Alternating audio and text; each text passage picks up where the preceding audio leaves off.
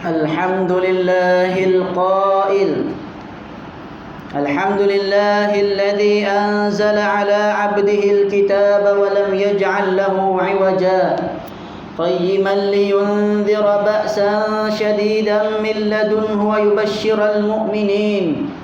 ويبشر المؤمنين الذين يعملون الصالحات أن لهم أجرا حسنا أشهد أن لا إله إلا الله وحده لا شريك له وأشهد أن محمدا عبده ورسوله اللهم صل وسلم وبارك على حبيبنا وشفيعنا محمد أشرف الأنبياء والمرسلين وعلى آله وصحبه أجمعين والتابعين لهم بإحسان إلى يوم الدين أما بعد فيا عباد الله اتقوا الله وتزودوا فإن خير الزاد التقوى فقد فاز المتقون.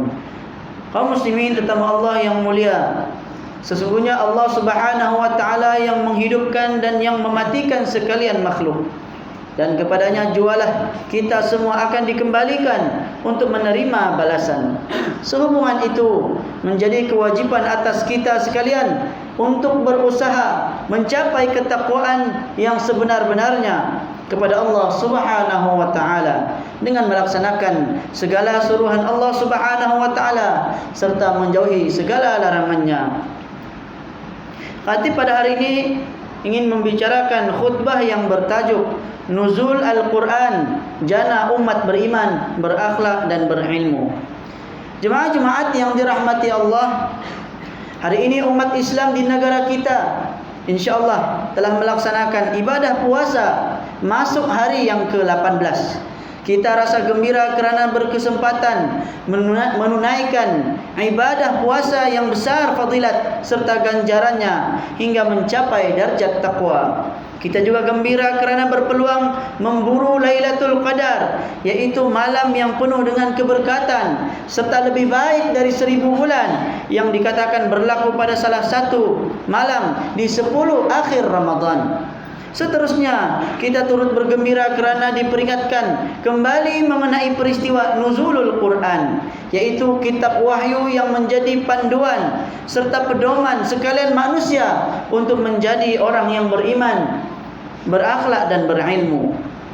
Firman Allah Subhanahu wa taala di dalam suratul Baqarah ayat 185, Syahrul Ramadan alladzi unzila fihi al-Quran hudan lin-nasi wa bayyinatin minal huda wal furqan. Maksudnya, masa yang diwajibkan kamu berpuasa itu ialah bulan Ramadan yang padanya diturunkan Al-Quran menjadi petunjuk bagi sekalian manusia dan menjadi keterangan-keterangan yang menjelaskan petunjuk dan menjelaskan perbezaan antara yang benar dan yang salah. Berdasarkan kepada mafhum firman Allah Subhanahu wa taala tersebut, nuzul Al-Quran adalah peristiwa besar dalam Islam. Sebabnya Al-Quran mengandungi hikmah-hikmah dan kebenaran yang kukuh, menjadi hidayah, petunjuk dan rahmat bagi orang yang sedia mengerjakan amal-amal yang saleh seperti mendirikan salat, mengeluarkan zakat, meyakini tentang adanya hari kiamat dan lain-lain lagi. Penurunan Al-Quran juga membolehkan umat Nabi Muhammad SAW beroleh petunjuk dan hidayah kerana mengikut jalan yang diredainya. Ini kerana segala panduan dan peraturan tentang cara hidup Islam telah diterangkan di dalam Al-Quran dan dijelaskan lagi oleh sunnah baginda sallallahu alaihi wasallam. Sesiapa yang berpegang teguh kepadanya adalah orang yang tetap mendapat hidayah petunjuk dari Allah Subhanahu wa taala, dan merekalah juga termasuk dalam kalangan orang-orang yang beroleh rahmat selaras dengan firman Allah Subhanahu wa taala di dalam surah An-Nahl ayat 89, wa nazzalna 'alaikal kitaba tibyanan likulli syai' wa hudaw wa rahmatan wa busyra lil muslimin. Maksudnya, dan kami turunkan kepadamu Al-Quran menjelaskan tiap-tiap sesuatu dan menjadi hidayah petunjuk serta membawa rahmat dan berita yang menggembirakan bagi orang-orang Islam. Jemaah-jemaat yang bijaksana, kalimah nuzul bermaksud turun, yaitu turun dari atas ke bawah. atau dari tempat yang mulia ke tempat yang hina. Sementara Al-Quran pula membawa arti bacaan atau himpunan. Ia dikatakan bacaan kerana ia adalah sebuah kitab Allah diturunkan untuk dibaca oleh manusia agar mereka boleh menimba segala panduan serta pedoman yang terkandung di dalamnya. Ia dikatakan sebagai himpunan kerana ia adalah kalam Allah yang menceritakan segala aspek kehidupan, baik dari sudut akidah, ibadah, akhlak, kisah umat terdahulu dan lain-lainnya, sebagai atau pengajaran bagi orang-orang yang beriman dalam mendepani hidup yang penuh dengan pancaroba ini.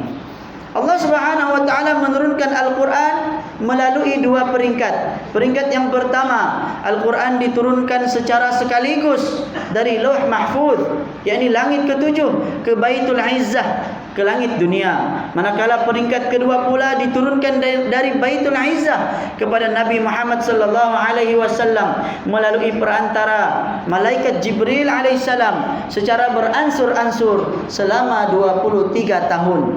Peristiwa nuzulul Quran pertama kali terjadi sewaktu Nabi Muhammad sallallahu alaihi wasallam sedang bersendirian di Gua Hira pada satu malam yang penuh keberkatan di bulan Ramadan. Allah Subhanahu wa taala berfirman di dalam surah Ad-Dukhan ayat 1 hingga 3. Hamim wal kitabil mubin inna anzalnahu fi lailatin mubarakah inna kunna munzirin. Maksudnya, Hamim, demi Al-Quran, kitab yang menerangkan kebenaran. Sesungguhnya kami telah menurunkan Al-Quran itu pada malam yang berkat. Kami berbuat demikian kerana sesungguhnya kami sentiasa memberi peringatan dan amaran, yakni janganlah hamba-hamba kami ditimpa dengan azab. Manakala ayat yang mula-mula disampaikan malaikat Jibril alaihissalam kepada Nabi Muhammad sallallahu alaihi wasallam adalah 5 ayat pertama dari surah Al-Alaq yang berbunyi, Iqra bismi rabbikal ladzi khalaq, khalaqal insana min 'alaq, Iqra wa rabbukal akram, alladzi 'allama bil qalam, 'allamal insana ma lam ya'lam. Maksudnya, bacalah wahai Muhammad dengan nama Tuhanmu yang menciptakan sekalian makhluk. Dia menciptakan manusia dari sebuku darah beku. Bacalah, dan Tuhanmu yang maha pemurah, yang mengajarkan manusia melalui pena dan tulisan. Dia mengajarkan manusia apa yang tidak diketahuinya. Jemaah-jemaat yang dikasihi Allah, petikan ayat Al-Quran yang pertama diturunkan itu menekankan betapa pentingnya manusia, khususnya umat Islam, agar membudayakan ilmu melalui aktiviti pengajaran dan pembelajaran Al-Quran dalam lingkungan keluarga dan masyarakat. Ia merangkumi kemahiran membaca, menulis, memahami maksudnya, mengamalkan segala ajarannya, serta berusaha mentadabbur, merenungkan seluruh isi kandungannya.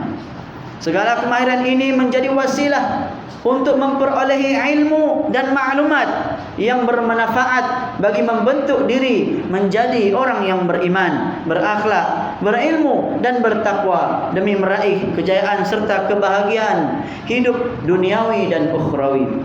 Dalam arti kata lain, manfaat serta kebaikan akan kembali kepada manusia diri sendiri bila mana tuntutan mempelajari Al-Quran itu dapat dipenuhi dan dijadikan amalan sepanjang hayat.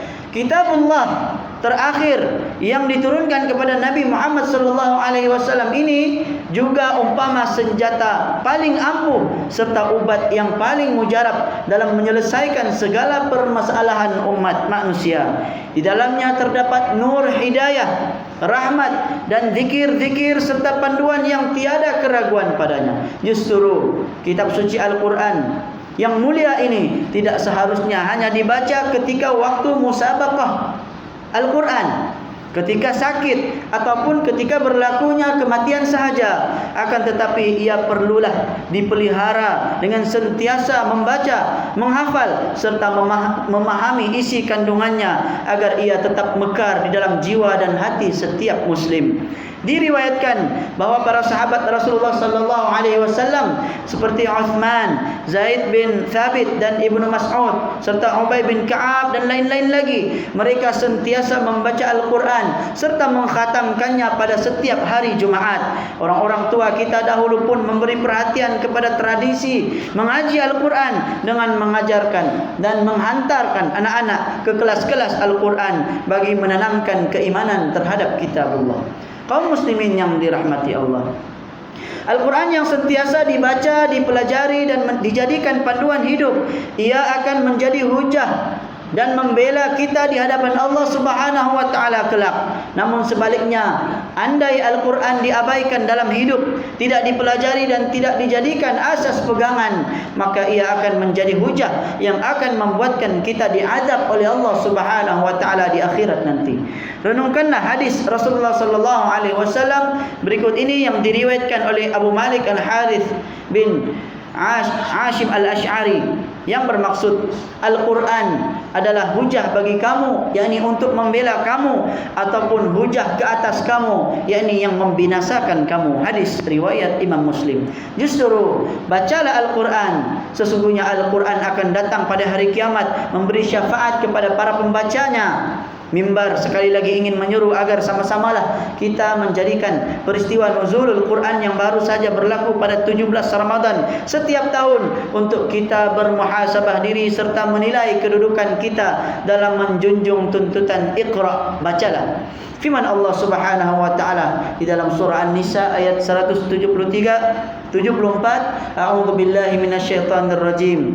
Ya ayyuhan nasu qad ja'akum burhanun mir rabbikum wa anzalna ilaikum nuran mubina. Maksudnya, wahai sekalian manusia, sesungguhnya telah datang kepada kamu bukti dari Tuhan kamu, dan kami pula telah menurunkan kepada kamu, yakni Al-Quran, sebagai nur, cahaya yang menerangi segala apa jua yang membawa kejayaan di dunia ini dan kebahagiaan yang kekal di akhirat kelak. Barakallahu li wa lakum bil Qur'anil azim wa nafa'ani wa iyyakum bima fihi minal ayati wadh-dhikril hakim wa taqabbal minni wa minkum tilawatahu innahu huwas samiul alim. Aqulu qawli hadha wa astaghfirullahal azim li wa lakum wa li sa'iril muslimina wal muslimat wal mu'minina wal mu'minat al ahya'i minhum wal amwat fastaghfiruhu innahu huwal ghafurur rahim. اللهم صل على سيدنا محمد اللهم صل على سيدنا ومولانا محمد اللهم صل على سيدنا ونبينا وحبيبنا وشفيعنا ودورنا ومولانا محمد والحمد لله رب العالمين. الحمد لله رب العالمين والصلاة والسلام على سيدنا محمد النبي الأمي وعلى آله وأصحابه الطاهرين ومن تبعهم بإحسان إلى يوم الدين. أشهد أن لا إله إلا الله وحده لا شريك له وأشهد أن سيدنا محمدا عبده ورسوله. أما بعد، فيا عباد الله اتقوا الله حق تقاته واعلموا أن الله أمركم بأمر عظيم، أمركم بالصلاة والتسليم على نبيه الكريم. فقال الله تعالى: إن الله وملائكته يصلون على النبي يا أيها الذين آمنوا صلوا عليه وسلموا تسليما. اللهم صل على سيدنا محمد وعلى آل سيدنا محمد كما صليت على سيدنا إبراهيم وعلى آل سيدنا إبراهيم وبارك على سيدنا محمد وعلى آل سيدنا محمد كما باركت على سيدنا إبراهيم وعلى آل سيدنا إبراهيم في العالمين إنك حميد مجيد. وارض اللهم عن الخلفاء الراشدين وعن بقية الصحابة والقرابة أجمعين وعن التابعين وتابع التابعين ومن تبعهم بإحسان إلى يوم الدين، وارض عنا معهم يا أكرم الأكرمين. اللهم اغفر للمسلمين والمسلمات والمؤمنين والمؤمنات الأحياء منهم والأموات. اللهم أنزل الرحمة والبركة والهداية والسلامة والسكينة والصحة الدائمة على ملكنا kebawaduli yang maha mulia Seri Paduka Baginda yang di-Pertuan Agung, wa fakhamatir raisil a'la, tuan yang terutama yang di-Pertuan Negeri Sabah, واجعل اللهم هذه البلدة وسائر بلاد المسلمين آمنة مطمئنة إنك رؤوف رحيم. اللهم ادفع عنا البلاء والوباء والفحشاء والمنكر والمحن والفتن ما ظهر منها وما بطن من بلدنا هذا خاصة ومن بلدان المسلمين عامة إنك على كل شيء قدير. Ya Allah, selamatkanlah saudara-saudara kami yang tertindas di bumi barakah, khususnya Palestin. Kasihanilah mereka dan limpahkan gugusan rahmat-Mu ke atas mereka. Keluarkan mereka dari kesempitan dan kesulitan, serta menangkan mereka dengan bantuan bala tentera-Mu yang tidak terduga oleh mereka. Ya Allah, turunkanlah hujan kepada kami, hujan yang lebat merata, mengairi, menyuburkan, bermanfaat tanpa mencelakakan. Turunkanlah hujan di sekitar kami, turunkanlah hujan ke dataran tinggi, gunung ganang, bukit bukau, lembah dan tempat tumbuhnya pepohonan. Ya Allah, naungilah kehidupan kami, negeri dan juga negara kami. Hiasilah diri kami dengan sifat-sifat terpuji dan jauhi kami dari sifat-sifat yang terkeji.